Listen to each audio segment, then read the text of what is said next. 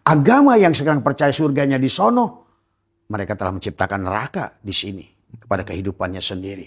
Dan Allah itu sudah meriwain termasuk dari kaum Saba dulu. Mereka kan tadi satu kaum yang gemari pahlawan jenawi, rakyatnya hidup makmur. Dan ternyata kan kaum Saba itu di kita itu semuanya juga. Wonosobo, Pak. Wonosobo itu. Termasuk Ratu Boko, semua Bilqis kan Ratu Boko semua tadi. Kisah ini udah berulang-ulang Mas Hendra. Bener Ka'bah ada perintah sholat itu sampai 5 waktu di dalam Al-Quran gitu katanya. Iya, nggak? iya, iya. Ya ada ini di sini. Ada yang tanya teman-teman. Iya. Tidak ada. Tadi hanya penafsiran ulama. Tadi semua. Maka kalau Abah sholat itu lebih berfokus kepada yang ayat wadkur rabbaka fi nafsika. Lebih tadi menyambungkan, menekuk lidah, merapatkan gigi adalah menghadirkan Allah la hayyun la ilmun. Itu lebih. Kalau menurut Abah lebih sholat daripada yang sholat konvensional. Terhubung terus ya Pak. Nah iya. Kan Nabi sudah berkata itu hadis Mas Hendra. Nanti haji dan umroh itu hanya ar-rihlah, jalan-jalan, litijaro, dagang. Sekarang dagang. Benar, benar. Dagang. Bahkan maaf nih sekarang ini saya udah membaca. Ternyata dengan haji Puroda itu sedang direncanakan. Dibatasi haji ini karena nafsu manusia tadi ingin jalan-jalan. Sebenarnya bukan hajian. Iya, iya. Ingin dipanggil waji.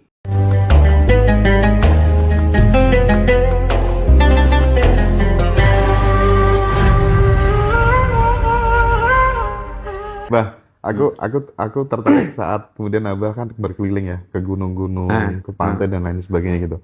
Aku pernah dulu menyaksikan dengan mata kepalaku sendiri seorang mursyid thariqah ngajak murid-muridnya di tepi pantai gitu ya, untuk kemudian dia seolah-olah sebagai panitia alam semesta.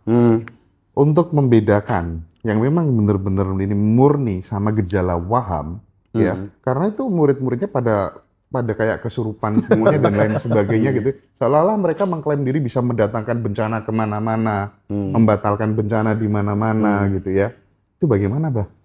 Sebetulnya memang benar. Abah tiap waktu itu negosiasi dengan mereka. Kata Abah, bahkan ada wacana dari mereka. Ngobrol lah. Itu mungkin kata Abah juga omongan Abah itu bagi orang-orang yang nggak paham tuh pasti dianggap wah hayal gitu. Bagi Abah itu ada 27 gunung yang siap sepakat tadinya mau demo meledak bareng. Dan Abah datang satu persatu. Tapi satu gunung yang tidak mau Merapi. Maka Abah pulang dari Merapi itu sakit. Karena mereka tetap ngotot. Maka di sini Abah tadi ngomong di Kalimantan, kata Abah kemungkinan Merapi ini tidak bisa diajak damai. Krakatau, Rinjani, semua. Itulah maka Al-Quran sudah mengatakan jangan kau anggap gunung itu adalah gunung. Dari semua. Dan kata Allah, apakah kamu tidak menyaksikan sebetulnya gunung itu tidak diam. Sebenarnya. Bahkan sebenarnya Mas Hendra, kalau BMKG sudah mengatakan musibah di satu titik, tadi semua ternyata yang terjadi di sebelah sono, emang bisa pindah dia. Bisa pindah kalau orang paham.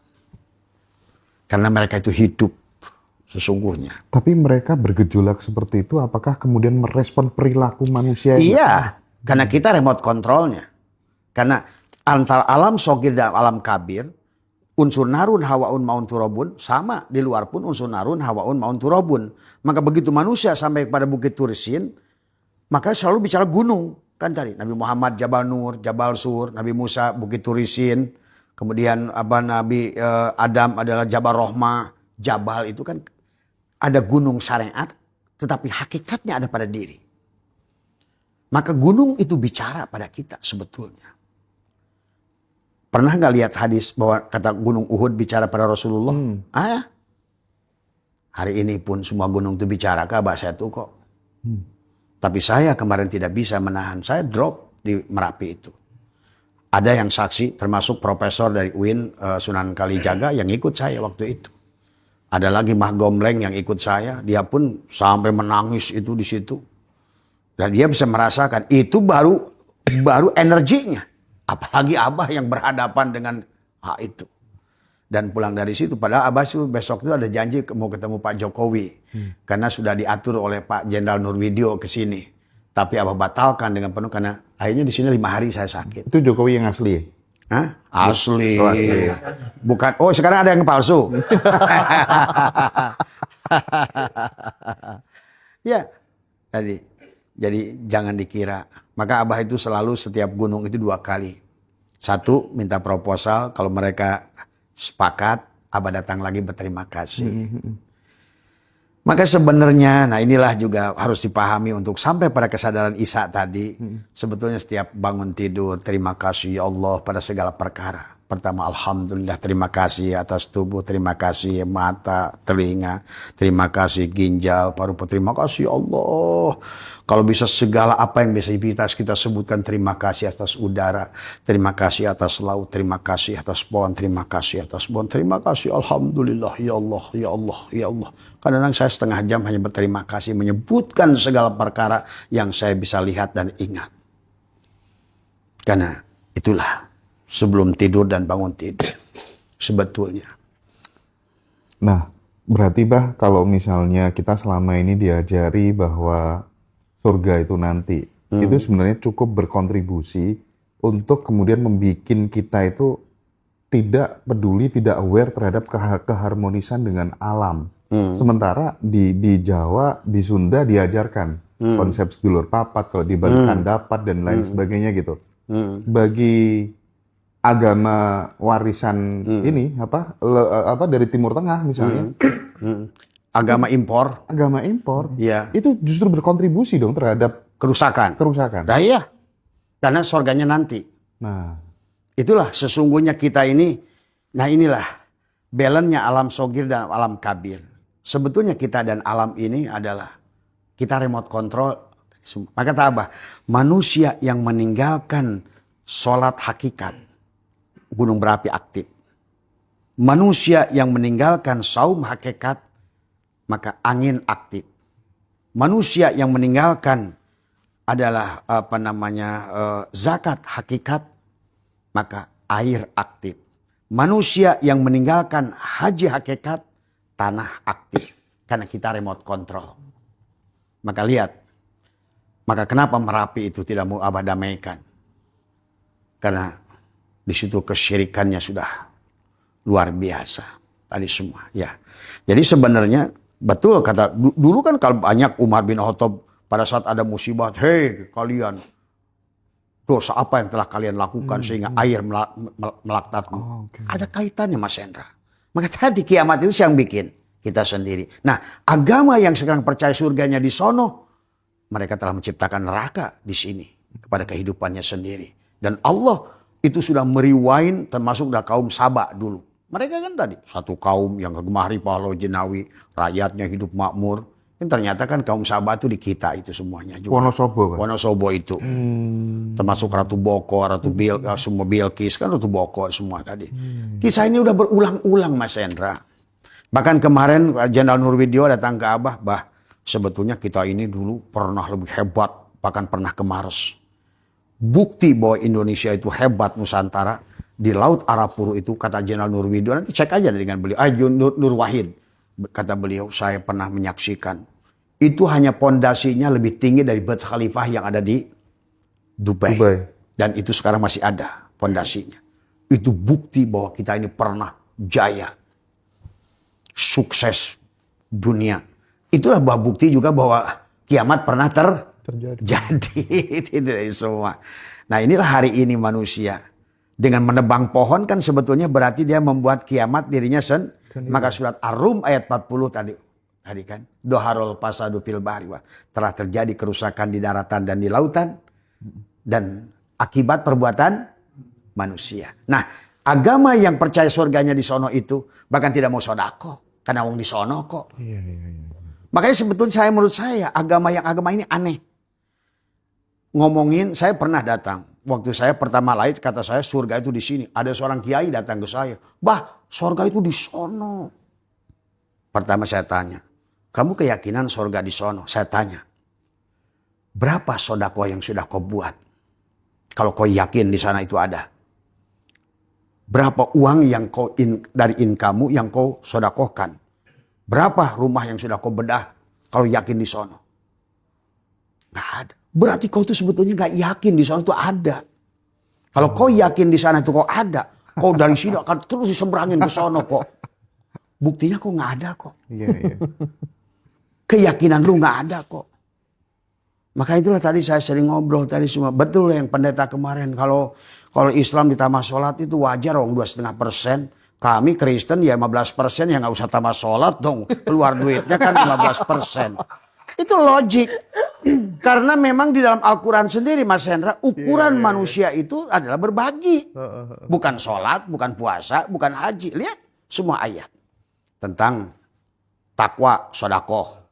Tentang iman, sodakoh. Hijrah, sodakoh. Iman yang sempurna, sodakoh. Khusyuk, sodakoh. Artinya sebetulnya tujuan kita beragama itu tadi balik lagi ke Isa. Rasa kasih, ruhama ubainahum, saling berbagi, saling menyayangi tanpa usah memandang siapapun kamu. Jangan lagi melihat kulit. Apakah ini anjing, ini babi, ini domba, ini apa, ini Kristen, ini Hindu. Lihat hidupnya. Maka Abah ajarkan tadi dua kan. Segala apa yang dari makhluk pandang syariat dan hakikat. Apapun yang menurut kamu jelek, buruk, menyerangmu, pandang hakikat. Lihat Allahnya. Ini tema yang paling saya suka nih, Pak. Iya. Jadi kan pernah ya, bukankah ada hadis qudsi ya? Iya. Aku dulu nggak punya pakaian, ya nggak? Aku dulu haus, aku dulu lapar, gitu kan? Nah itu kan mengajarkan kepada kita gitu bahwa output sosial itu menjadi lebih penting sebenarnya ketimbang kemudian celungkar-celungkermu Nah itu. Gitu. Makanya tempo hari Abah pernah menyerang masalah penceramah hebat kan. Yang kata dia kalau seandainya tidak sholat, maka seluruh amal baiknya tertolak. Wong Qur'annya ngomong sebaliknya. Yang sholat, gagal sholatnya pada saat tidak berbuat baik. Nah. Kan kebalik. Iya. Maka sebenarnya kalau menurut Abah rukun Islam, rukun iman, rukun Islam instrumen. Sebetulnya tujuan maqasid Allah itu bagaimana merasakan kehadiran Allah. Itulah kenapa Baroh ahli syirik lebih dihargai daripada Musa. Sampai dia berkata, "Hei Musa, aku gak bangga dengan sholatmu karena sholatmu untuk dirimu. Hei Musa, aku gak bangga dengan dikirmu karena dikirmu untuk... Tapi aku bangga dengan Baroh pada saat dia berbagi kepada manusia." Itulah Isa. Makanya tadi letak tubuh kita ini Isa itu di dada karena di sini Rahman, Rahim. Di sinilah. Tadi bukan Rahman, Rahim, bukan benci dengki. Rahman, Rahim. Ini kan diisi sekarang mah. Benci, jidatnya hitam tahajud. Tapi di sini benci, dengki. Bukan Rahman, Rahim. Ini yang terjadi hari ini. Karena agama dijadikan tujuan. Padahal agama itu adalah instrumen untuk tujuan. Tujuannya merasakan kehadiran Allah. Dengan saling. Makanya tadi dalam tauhid, syuhudul kasroh bil wahdah. Menyaksikan segala bentuk. Apapun dia pada afalnya, pada asmanya, pada sifatnya, pada zatnya. Yang kulihat fa'aina matuwallu pasama wajhullah. Maka aku mencintai apapun. Tanpa aku harus tertipu dengan bentuk dan rupa. Seharusnya begitu. Maka nggak ada lagi. Nah itulah akhirnya bebas dari penyakit kulit. Bebas dari penyakit buta. Keluar dari bui Ashabul Kahfi. Keluar daripada guha. Itu kan istilah-istilah itu sebetulnya. Jadi semua. Tapi bagaimana Abah memberikan nasihat kepada teman-teman yang ketika ngeluarin uang. Entah itu untuk rumah layak huni lah. Entah itu untuk ngasih buka puasa. Dan aduh, eman-eman ya, ini saldoku berkurang ya. Jadi tidak menemukan kenyamanan pada saat kemudian mengeluarkan uang itu gitu. Sementara riset di barat banyak sekarang profesor menemukan bahwa semakin orang banyak mengeluarkan uang untuk berbagi, Semakin mudah semakin kita kaya. menerima. Lu semakin kaya. Oh iya. Tadi saya ngobrol dengan Pak Abu. Abah itu tidak punya PT, tidak punya usaha. Tapi dari mulai saya bilang ke Pak Abu dari 30 tahun yang lalu hanya belajar, bahkan dulu 30 tahun yang lalu saya pertama kali jadi ustadz Mas Hendra ceramah. Saya buka pengajian di sini 5 orang. Dari 5 orang, 10 orang, 20 orang setiap ceramah saya bagi uang. Sampai timbullah fitnah di kampung ini. Itu katanya ustadz apa? Habis ceramah dibagi duit, kasih tahu ke mereka ustadz baik. Jadi abis ceramah bagi duit karena pola pikirnya udah kayak kuda. Perkara yang baik pun dianggap jelek. Iya betul. Kan seharusnya kan dianggap aneh abis ceramah. Mungkin kalau mereka kan kebiasaan mereka abis ceramah narik duit. Kalau ini kebalik. Abis abah ngasih ceramah malah ngasih duit. Nah itu kan wah bid'ah ini kan gitu. Bid'ah dalam otak dia gitu. Berseberangan. Padahal kalau abah di sini dulu dari awal pun kata abah itu Mas Hendra di sini ngelatih orang sholat itu dari mulai. Bahkan masih syariatnya masih luar biasa gitu kata dia semua. Sekarang gimana, Bang? Sekarang kan udah sadar. Tadi semua. Udah sadar. Tadi semua. Tadi. Kalau makanya sebetulnya kalau udah ketemu kesadaran Allah tuh ngasih mudah kok. Sholat, puasa, haji. Cukup dengan jadi semua tuh.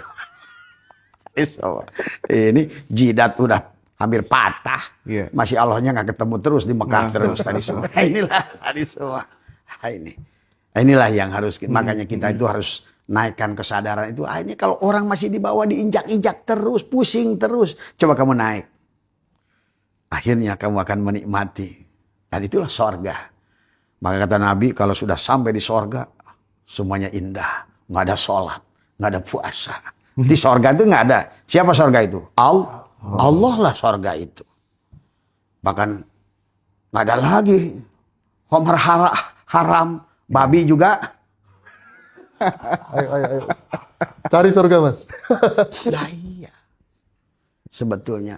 Iya, Pak Kojem sekarang ketularan berani ya. Iya. Kalau ngomong, iya. Sudah speak up sekarang. Ya dulu kan saya saya bilang nih Pak Kojem tuh. Karena masih tadi ya sebetulnya belum almutu qobla tamutu bener itu.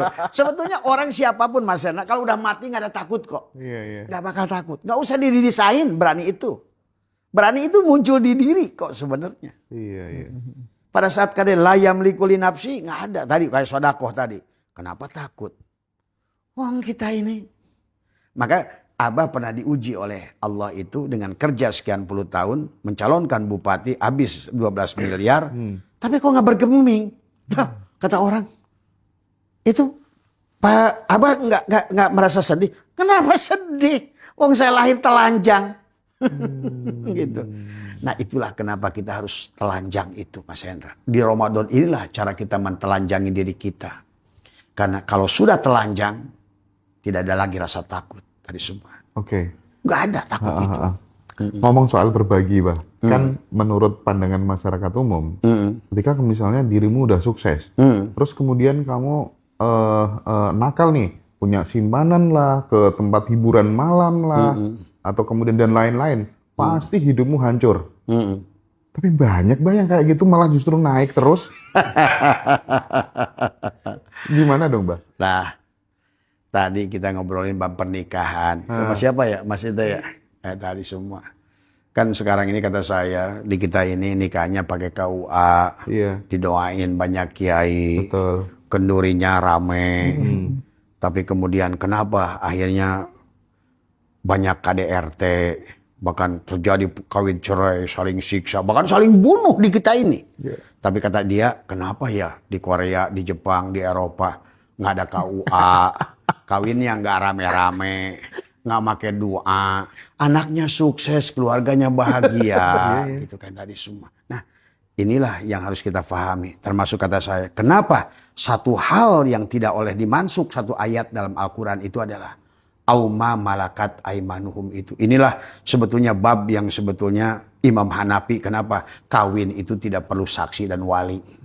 Karena hakikat nikah itu harus dipahami sebetulnya. Cinta. Tadi kembali lagi kalau Isa udah lahir. Bukan masalah di KUA-nya sebenarnya.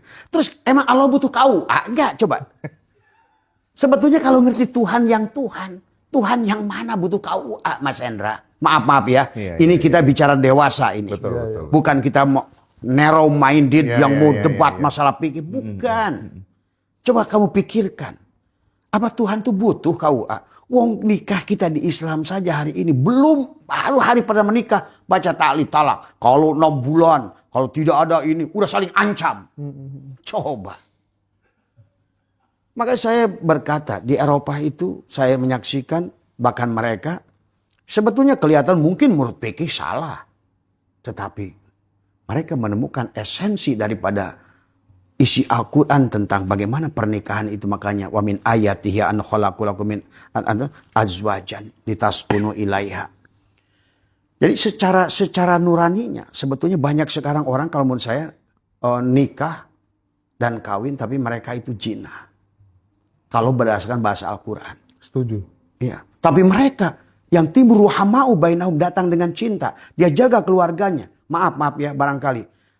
Kemarin ada juga tadi malam tuh. Ada juga yang nanya tuh di Kalimantan. Nanti anaknya anak siapa kalau kayak begitu?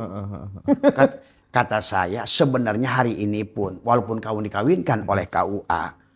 Kamu itu tidak memiliki anakmu. Maka jangan aneh kata saya. Kamu kayak kemarin ada tuh kasus di sana. Orang nikah 18 tahun. Dinikahkan oleh ulama. Saksinya bahkan karena orang tua saya ini orang kaya. Ulama dihadirkan. Doanya banyak. Sampai hari ini saya nggak punya anak. Pembantu saya anaknya. Dia nakal di kebun pisang malah hamil. Nah. Terus kata dia Tuhan bagaimana ini aturannya. Iya. Nah disinilah sebenarnya adalah. Tuhan itu nggak pengaruh pada saat pernikahan. Ini juga. Kita itu memang kalau nanti ke depan itu memang pemahaman itu akan mulai manusia menyadari siapa sih Tuhan itu. Apa sih yang dikehendaki oleh Tuhan itu. Bahkan termasuk. Nah itulah kenapa di dalam kitab Mazhabul Arba'ah termasuk 4 imam. Berbeda pandangan dalam menyentuh perempuan. Dalam menikah. Beda. Oke. Dulu Hanafi di sini Mas. Hanafi itu. Biar anjing boleh. Semua. Iya. Yang kemudian tiba-tiba terjadilah penguasaan penjajah tadi semua. Ini Mas Hendra. Orang yang sudah lewat KUA aja tidak ada jaminan kalau nggak Iya, dioplos. enggak. Dan jangan-jangan itu cuma sekedar bisnis. Nggak ada dijaminan kalau nggak dioplos sama laki-laki lain atau. Nah itu. Inilah yang sekarang ini ke depannya makanya kita ini tidak boleh lagi beragama itu dengan narrow minded. Tadi semua. Oke. Maka pahami Tuhan, jangan lagi kayak tadi, jangankan urusan kawin begini kata saya. Wong udah jadi Musa, jadi Rasul, emang ada SK-nya. Maka kemarin tuh ada yang bertanya bagus di Kalimantan itu. Gimana cara penunjukan dulu Nabi dan Rasul? Siapa yang nunjuk? Apakah kayak Mas Ron, apakah dulu itu Nabi itu benar ada orangnya ataukah hanya sebatas? Ya memang hari ini nggak ada buktinya kok. Adapun yang ada bukti-bukti itu ternyata setelah kita telusuri dengan filologi. Kertasnya tidak sesuai dengan zamannya. Batunya kita cek. Ternyata batunya. Contoh. Makam Pangih Mukodam. Yang ada di Yaman itu. Kan begitu dicek dengan. Nah inilah maka hari ini sebetulnya akhirnya nggak ada bedanya aja di kita adalah makam itu dibuat untuk bisnis kan tadi semua. Maka kisah-kisah sejarah nabi-nabi sebelum itu. Walaupun ada. Nggak ada masalah. Secara sangat misalnya ada gitu kan tadi. Toh sebetulnya yang harus lebih penting daripada itu adalah bagaimana menempatkan mereka pada kita. Nih kontentannya nih Agus nih orang sini nih. Ya. Di sini itu jemaah kita ini semua nikah dengan baik-baik, kawin dengan baik-baik. Tapi hampir 90% para jemaah itu tadi merasa komplain dengan pernikahannya gitu kan tadi. Kenapa coba? Istrinya nggak mau ditiduri. Maka kata saya, istrimu yang tidak mau ditiduri atau melayani suaminya dengan terpaksa itu zina sebetulnya. Sebenarnya. Kalau secara hakikat tauhid. Karena nggak selaras. Nggak selaras, betul. Dulu, pernah nggak masih ada dengar tuh. Ada seorang dokter membuat disertasi. Membeli pelajur 500.000 asal akadnya. Dia selama dia setuju dan dia ikhlas. Sebetulnya nanti akan ke situ nanti itu pemahaman itu manusia itu. Bagaimana saling menyayangi. Kembali lagi, Isa dilahirkan. Ruhama ubainahum. Memang untuk sementara ini agak frontal mendengarnya. Betul, frontal. Betul. Dan kita kalau tidak move on, belajar dewasa, memahami. Kapan? Jadi Abah itu mengajak pola berpikir dulu. Jangan dulu nolak gitu loh. Maka kenapa di dalam Islam ada kaidah usul fikih.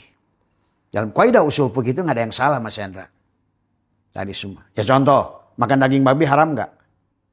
Kalau menurut pengertian sekarang. Haram. Haram. Tapi pada saat satu tempat ada musibah, tidak ada makanan kecuali babi, boleh dimakan nggak? Boleh. Boleh. Bahkan boleh nggak kita makan tubuh kita? Secara fikih pada saat tidak ada makanan? Boleh. Tuh. Kan sekarang orang ribut masalah vaksin aja contoh. Ini dari babi. Wong makan babinya saja kalau nggak ada makanan lain boleh kok. Inilah bahwa sesungguhnya based on condition. Fikih pun sebetulnya based on condition. Situasional. Tadi semua. Bahkan kalau kita naik kapal bertiga. Misalnya terapung. Datanglah di pulau. Mas Rojik jangan Abah dulu yang mati. Mas Rojik mati duluan. Nah gitu. Saya sate dia. Nah, gitu. Kan boleh menurut fikih itu. Iya. Kenapa? Karena kita ada kaidah usul fikih mendahulukan yang lebih mempertahankan nyawa ini. Kan sekarang kemarin masalah vaksin itu ribut. Ini babi. Kata saya kalau masih ok-okan aja. Kalau memang harus dimakan itu obat. Mempertahankan nyawa. Mempertahankan yang lebih wajib itu lebih wajib daripada kita. Karena tadi dalam wajib ada yang lebih wajib kan dalam hukum Islam itu. Maka dalam hukum pun sama tadi. Nah, cuma yang saya sering ajarkan adalah sekarang ini kesadarannya, wong jangan kayak pandangan Imam Mujtahid yang dulu 1000 tahun yang lalu itu mutlak dipakai sekarang. Pandangannya beda, Mas Hendra.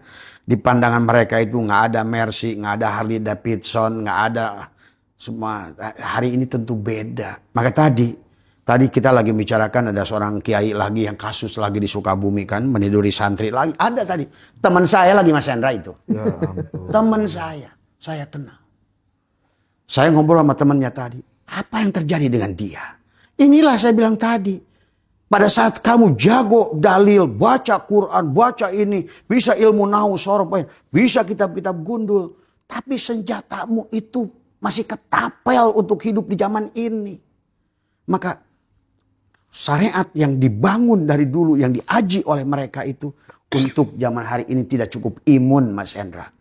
Sebelum menyaksikan Allah pada segala apa yang ada. Pada fiilnya, pada asma'nya, pada sifatnya tadi. Jadi setiap zaman itu membutuhkan senjata yang berbeda. Tahun 10 November 45 kita menang lawan Malabi dengan bambu runcing. Saat itu. Coba sekarang Iran pakai bambu runcing lawan si Trump. Mati konyol semua. Konyol. Dah, itulah kenapa kita ini dalam segala hukum kepada manusia. Apalagi fikih. Nggak bisa fikih. Nah tadi juga kiai yang dari MUI kan laporan masalah sholat. Bener juga Abah ya. Sholat yang dulu tuh kayak gimana sih? Tuh kan lu mulai ragu. Sholat lu kata gua. Gitu kan tadi. Dia kiai loh. Tadi ada yang tanya di Telegram buat Abah. Bener Abah ada perintah sholat itu sampai 5 waktu di dalam Al-Quran gitu katanya? Iya. Ya ada ini sini. Ada yang tanya teman-teman. Iya. Tidak ada. Tadi. Hanya penafsiran ulama. Tadi semua. Maka kalau Abah sholat itu lebih berfokus kepada yang ayat wadkur rabbaka fi nafsika. Lebih tadi menyambungkan, menakuk lidah, merapatkan gigi adalah menghadirkan Allah la hayyun la ilmun. Itu lebih. Kalau menurut Abah lebih sholat daripada yang sholat konvensional. Terhubung terus ya Pak? Nah iya. Kan sekarang ini sholatnya tadi Allah ada di waktu duhur. Tapi habis duhur ke asar, Allahnya nggak tahu kemana dulu kan gitu. Ada lagi waktu asar, jadi semua nggak tahu waktu duhur ke asar mungkin Allahnya mancing dulu kali kan gitu. Sebetulnya seharusnya, baru saya ngobrol sama mereka, kan perintah sholat nanti adalah pilun amrinnya adalah akim adalah akoma yukimi akumatan itu bimana mutaadi, bukan pilun amrinnya adalah koma yakumu kiaman. Buat apa kamu berdiri tapi tidak sholat? Sama hari ini banyak orang yang iftar. Puasa tapi iftar. Dia nahan makan perut dan ini semua. Tapi hanya puasa ular tadi semua. Maka habis lebaran balik lagi jadi ular tadi semua. Ya. Inilah Nabi sudah berkata dalam kitab Sirul Asrar dan Sabul Qadir sudah menyebutkan tentang sholat. Syariat hakikat. Saum syariat hakikat. Haji syariat hakikat. Nah kalau bicara syariat tentu setiap zaman akan berbeda Mas Yana. Tapi hakikatnya sama nggak? Sama. Itulah yang harus dipegang. Yang tidak berubah itu hakikat. Karena syariat itu adalah hanya ibaratkan adalah cara. Thariqat itu adalah jalan. Hakikat itu tujuan masalahnya. Maka sekarang banyak orang ribut tentang cara. Tapi nggak nyampe tujuan. Tadi semua. Sebetulnya. Maka ada dua bagian dari makhluk ini batin dan dohir. Maka bagian yang dohir ini adalah tagoyur Mas Hendra. Mas Hendra aja dulu pernah ada nggak? Nggak ada kan? Sekarang ada jadi YouTuber. Nanti jadi kakek-kakek nih. Kalau sampai. Kalau sampai. Betul Pak. Ya, hanya diadakan, ditiadakan. Tapi yang sebenarnya Mas Hendra tetap ada kok. Berarti itu yang harus dipegang. Karena yang tubuh ini ada dan tidak ada. Tadi semua. Maka kita tidak bisa. Mas Hendra sekarang makan bayi sun, merek bayi buat bayi. Kan enggak. Sekarang pengennya rendang kan gitu tadi semua. Itulah hak tentang dohir yang terus berubah. Tapi tentang batin yang tidak pernah berubah. Itulah Nabi Muhammad pernah berkata. Yahudi menjadi 71 golongan. Semua neraka kecuali satu. Yang kembali ke yang dalam tadi hakikat. Nasrani kepada jadi 72 golongan. Semua ke neraka kecuali yang satu. Islam jadi 73 golongan masuk neraka kecuali yang mana yang satu itu. Back to Allah, to tauhid, to hakikat. Katanya ahlus sunnah wal jamaah. Nah itu. Tapi terus royoan gitu ya. Royoan. Nah itu. Jamaah di dalam berebut. Inilah makanya hari ini harus kita bangkit tadi semua. Jangan nunggu Kim Jong Un ngebom dulu dah. Waduh. Kata Abah kepada orang-orang NU siapapun kalian pondok dimanapun. Inilah waktunya kalian bangkit. Kalau tidak terlambat sudah. Terlambat sudah. Bangkit bikin dapur MBG. Banyak yang keracunan tapi. Ada beberapa pertanyaan dong untuk closing mungkin barangkali teman-teman biar merasa tersampaikan itu pertanyaannya. Ini pertanyaan dari teman-teman Abah. Ya. Jika Al-Quran disebut sebagai petunjuk bagi seluruh manusia, mengapa tata cara sholat tidak dijelaskan secara rinci di dalamnya, dan bagaimana dampaknya terhadap sistem kehidupan global jika seluruh manusia menerapkannya? Nah itulah kenapa saya bilang tadi dalam bab sholat Nabi Muhammad itu tidak mencontohkan sholat semacam itulah kehebatannya. Karena kalau seandainya dibikin praktek semacam itu, akhirnya sekarang manusia yang nggak sholat semacam itu dianggap kafir. Tuh sebenarnya. Orang suka salah. Sebetulnya Nabi Muhammad itu memang sengaja nggak mencontohkan sebagaimana sih sholat itu. Sampai kata beliau, Sallu kama ra'aitumuni usolli. Tadi. Ada yang bilang, kan buktinya Nabi bengkak. Bukan sholat itu yang bengkak itu. Duduk. Tadi semua. Dan kalau makanya sebenarnya kalau kita memahami Al-Quran ada syara'ah, ada mansakan. Sebetulnya kalau menurut Abah adalah pada saat kembali kepada kesadaran sebenarnya yang ada Allah, yang hidup Allah, napas ini adalah kembali pada Allah, maka apapun cara orang sholat.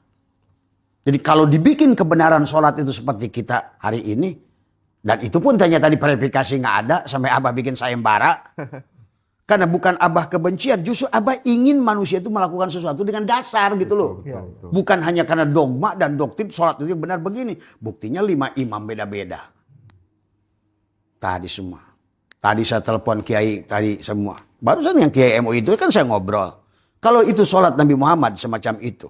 Kenapa Imam Ja'far As-Shadiq begitu, Imam Hanafi begitu, Imam Maliki begini, Imam Ghazali, Imam Hambali begini. Iya. Karena tadi Nabi Muhammad tidak mau sholat itu dibikin satu. Karena nanti sama aja kayak haji. Kalau haji itu ke Mekah, kenapa Allah perintahnya manusia? Sementara ada dalil, orang kafir nggak boleh datang ke Mekah. Nah itu. Tapi boleh bisnis di sana ya. Tapi boleh bisnis di sana ya. Buktinya sekarang hotel dipegang kafir kok. Bener ya? Oh iya. Sedangkan kita yang menyumbang devisa terbanyak di sana nggak dikasih apa-apa. Iya. Bahkan kita itu maaf ya. Itulah saya sering protes dulu waktu saya masih kafir. Masih pembimbing haji gitu kan tadi semua. Saya sering protes. Karena saya itu bilang. Kenapa kita hajinya lebih mahal dari Malaysia. Tapi pada saat di Mina itu. Kita itu lebih jauh dari Masjid Al tadi semua. Kita itu di ring luar. Di Arafah ring luar. Tapi Malaysia lebih baik. Dia lebih murah. Padahal. Karena tadi. Banyak tadi. Permainan. Di dalam hajinya kita itu. Tadi semua. Oke. Berarti bisa dibilang. Jadi intinya dalam sholat itu. Kalau menurut Abah adalah. Semuanya adalah. Siapapun yang melakukannya. Apapun yang dilakukannya. Selama dia sadar pada sang hidup. Sholat. Silakan. Bahkan Abah bilang tadi, bertanggung jawab pada Allah. Tuh, kalau Abah tuh selalu jaminan lu. Siksa kubur, kasih gua. Neraka, kasih gua. Tuh. Tadi. Sadari hidup Tuhan. Rasakan cinta Tuhan. Insya Allah. Kalau salah, kasih saya lagi. Coba. Karena kalau bagi Abah ada isbatul yakin. Gak ada keraguan. La roiba fihi. Tentang Tuhan. Tadi semua. Maka tadi kata Abah. Tadi juga sama ngobrol dengan tentang kasabat, laha makasabat wa alaiha Sahabat. Kenapa yang satu pakai kasabah, yang satu pakai iktasabah? Itu aja hanya orang yang tidak sadar, yang takut pada Tuhan dengan neraka, dengan siksa kubur. Kasabah dengan iktasabah, wajan fa'ala dengan ifta'ala. Yang satu menghasilkan asobah, yang satu untuk dosa itu, untuk neraka itu harus ijtihad, berjuang untuk dosa. Saking bagaimana kita melawan Allah yang sudah menjadikan kamu calon surga, kamu ingin ke neraka gitu, harus berjuang nggak? Berjuang. Maka betapa anehnya orang takut ke neraka. Dengan bahasa laha maka sabat wa alaya makta sabat. Kata Allah, hei manusia, kamu tuh untuk neraka harus berjuang sungguh-sungguh lu. Untuk melawan, menciptakan dosa itu. Kenapa? Karena setiap kamu sadar aku, kepala aku tuh 70, 700. Bahkan tak terhingga cintaku padamu. Terus di mana Allah akan menyiksa kita? Itulah ya Abah jaminan. Kalau dikubur itu dikasih gua. Kalau di sana itu kalian neraka, well jahanam, kasih gua lah semua dah. Apa-apa dah. Siap. Karena sayalah. Aku yang aku sejati. Aku kenal diriku. Hanya ada akulah yang aku itu. Oke. Tapi statement Abah yang paling menggetarkan itu adalah tentang itu menjadi haji tanpa berhaji. Iya, Dan itu mendorong orang untuk peduli kanan kiri. Benar. Oh, itu tuh Ini semoga teman-teman menyaksikan dan sadar ya Mas ya. Dengan apa yang disampaikan dan anugerah untuk bangsa ini karena baru Biar nggak dibodohin ada terus satu gitu. orang yang berani ngomong Betul. kayak gini dengan vulgar gitu loh. Kata saya bahkan ke Kiai kemarin yang hadir dari orang tadi semua. Kalau kalian menganggap haji itu harus ke sana. Dan saya siap menanggung dosanya di hadapan Tuhan kamu dan Tuhan saya. Coba sekarang rubah cara kamu. Kasih uang. Kan sebetulnya sholat pun sama Mas Hendra. Cuma kan istilah saya kenapa sholat itu assalamualaikum ke kanan warahmat harusnya kamu harus selamat dan memberikan keselamatan di kananmu, memberikan rahmat kasih sayang dan keberkahan. Makanya min asari sujud itu setelah sholat itu sodako nggak ke kananmu ke kirimu. Karena selalu Tuhan itu bicaranya adalah makanya kenapa? Semua agama, maaf termasuk surah Wisesa kata Abah juga. Kenapa benderanya begini? Satu vertikal, satu horizontal. Tidak ada vertikal tanpa horizontal. Tidak ada ibadah kepada Allah tanpa ibadah pada manusia. Benar. Termasuk juga kenapa Isa dikaitkan dengan salib. Karena satu vertikal, satu horizontal. Quran pun begitu. Makanya dalam perintah sholat itu dengan zakat. Tidak ada kata Nabi la sholata liman la zakatalah. Tidak ada sholatmu tanpa kamu berbuat sosial. Sebenarnya. Jadi apa sholatmu itu? Mantap. Apa puasamu itu? Apa hajimu itu? Maka kata Abah, kalau seandainya saya minta sekarang Pak Nazarudin 70 triliun. Jangan dikasih ke si tadi. Iya, buat modalin si sana yang surplus terus. itu. Bang. Iya. Yang dikasih nanti ke si Trump. Ke si Trump untuk nyerang kita balik. Tadi semua. Mending kita bagi-bagikan kanan kiri menyelesaikan problematika kehidupan bangsa ya Bang ya. Itu. Nggak perlu MBG ya. Anggaran nggak perlu. pendidikan diambil segitu banyak. Ini malah pendidikan 40%, kesehatan 20%. Padahal indeks pembangunan manusia itu adalah pendidikan dan bahkan duit katanya buat zakat ini sekarang buat MBG lagi. Bahkan rencana ini juga termasuk sekarang dam tadi. Jangan-jangan kata saya nih buat MBG lagi. Iya, katanya nenek-nenek mau kasih MBG juga. Nah, iya.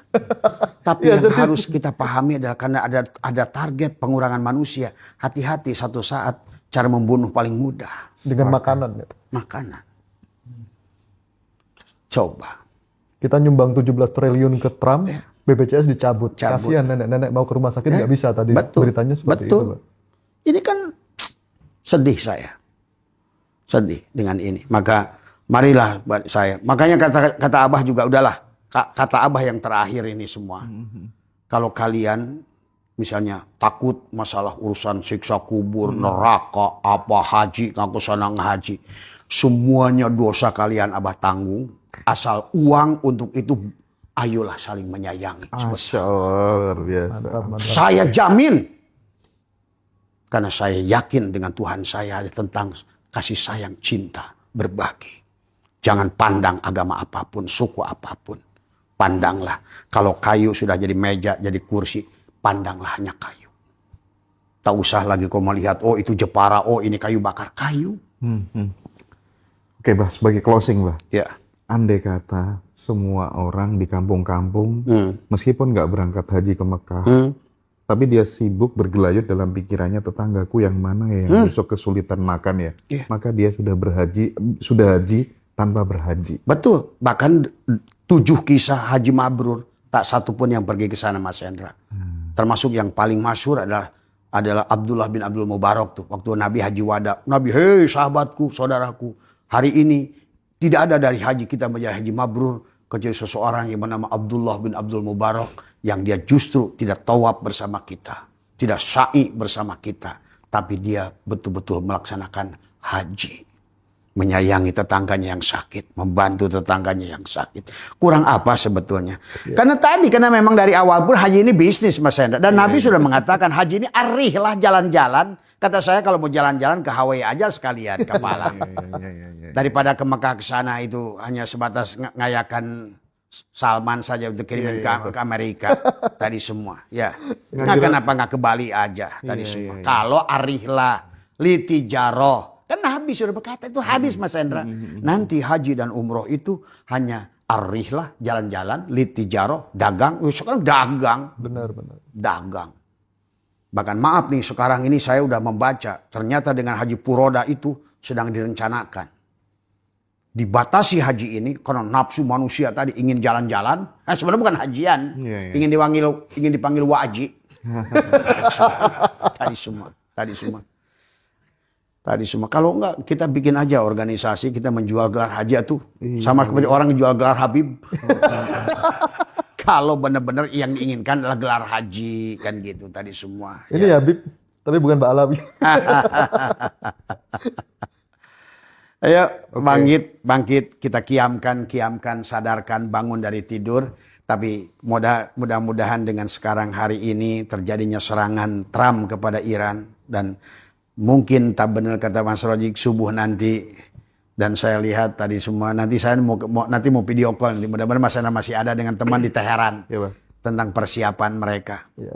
Oke.